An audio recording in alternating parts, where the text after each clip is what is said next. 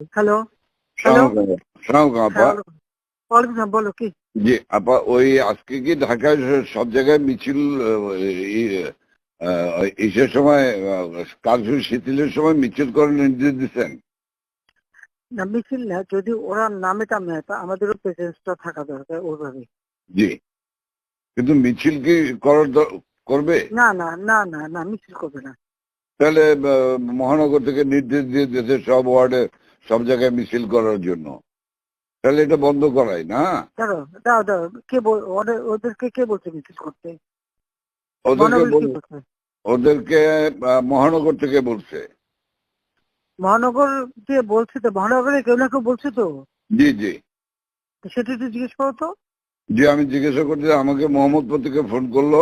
মোহাম্মদপুর হুম। আদাবর থেকে যে আমাদের মিছিল করা অর্ডার করেছে, উত্তর থেকে কাদের ভোলার কাদের ফোন এই করছে যে। ভোলার কাদের তো একটা মিথ্যে কথা, ওর কথা কয়ে না তো, ও খালি জি মিথ্যে কথা আপা, কয়। জি আপা। ওটাই তাই না, ও সবসময় কিন্তু মিথ্যে কথা কয়। আপা তাহলে আমি একটু খবর নিয়ে আমি মির্জা আচ্ছা, আলমকে তুমি জিজ্ঞাসা জিজ্ঞেস করি। করো।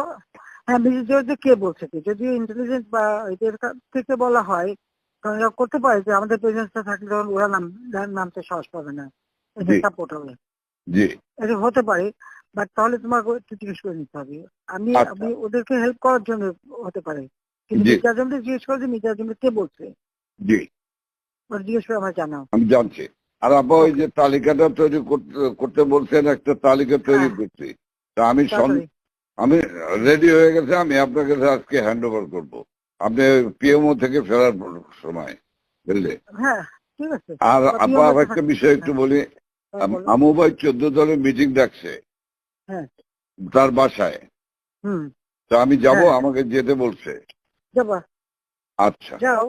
জি কারণ সেদিন তো এটা খুব আমাদের ভালো হয়েছে, এদেরকে ইনভলভ করে যে করলাম না, নাহলে তো জি, বলেও মানে নামাইছে আমাকে এটা নামাইছে। একটা বিশাল কাজ হয়েছে আপা। এবং তাদেরকে ওই সময়টাই কারফিউর কথা সিদ্ধান্ত নেওয়ায় ব্যাপারটা খুব ওভারঅল হয়ে গেছে। হুম। খুব ঐতিহাসিক ভালো কাজ হয়েছে। ওই তাদের গিয়ে একটা মেসেজ দিছে সবাইকে, যে যার যা কিছু আছে সব তো বঙ্গবন্ধুর কথা এখন নকল করে। জি জি হুম। সবাই জি। মানে আন্দোলন চালায় যাও, 2 দিন কন্টিনিউ করতে পারলে আর এই গভর্নমেন্ট থাকবে না। থাকবে না। জি হ্যাঁ। তো এটা সে সবাইকে বলছি। এখন তো তোমার আমি একটা কথা বলি, তোমার তোমার এই যে বিহারি, তুমি আমাকে যেটা বলবো সত্যি কথা বলবো। জি বলবো। তোমার ওই মোহাম্মদপুরের যে বিহারি পড়ছিল, ওদের ওদের ভূমিকাটা কি? ওদের ভূমিকা ভালো আপা। শুধু এখানে সেন্টু কমিশনার আছে একটা, এই যে কালপিট জাতীয় পার্টির। হুম। হ্যাঁ, ও একটা কালপিট, ওর সঙ্গে কয়েকটা ছেলে আছে জাতীয় পার্টির হুম। সঙ্গে। ও তো ওই এলাকার কাউন্সিলর, ওর কাছ থেকে বেনিফিট নেয়। এই ছেলে, এই গুটি কয়েক ছেলে, ধরেন 15-20টা ছেলে, তারা সব আমাদের তো পক্ষে ওরা ছিল। আজকে আজকে তাহলে ওরা আজকে পিক আপ করতে হবে। সেন্টু হলো সমস্ত রুট, মানে রুট অফ অল ইভিল। তো তাহলে ওইটাকে ধরাবো, ওইটাকে ধরবে। আর এছাড়া আপা আমার হুম। মোহাম্মদপুরের সব ঠিক আছে, শুধু পল্লবীটা ডিস্টার্ব। হ্যাঁ। আজকে ওরা সব ক্যাম্পে নিয়ে পল্লবী টল্লবী সব নিয়ে মিটিং করতেছে। ওই নাসিম আলীর ছেলে হারুন, ও চলে আসছে রংপুর থেকে। হুম। ও চলে আসছে, ও মিটিং করতেছে আজকে, আইসা ও স্টেটমেন্ট করবে একটা। আমি বলছি তোমরা স্টেটমেন্ট করো। গুড। ঠিক আছে। ওরা আজকে স্টেটমেন্ট করবে আপা।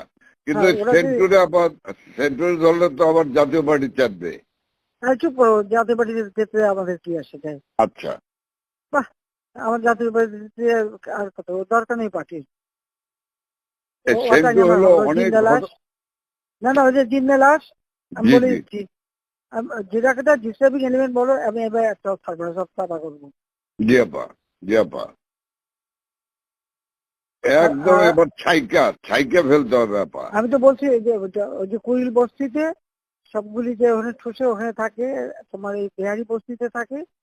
আবার কিছুই নেই, সব জায়গায় একটু সার্চ করো, জি আপা, সার্চ করা। জি আপা, ব্লক রেড করতে হবে। হুম। চিরুনি অভিযান।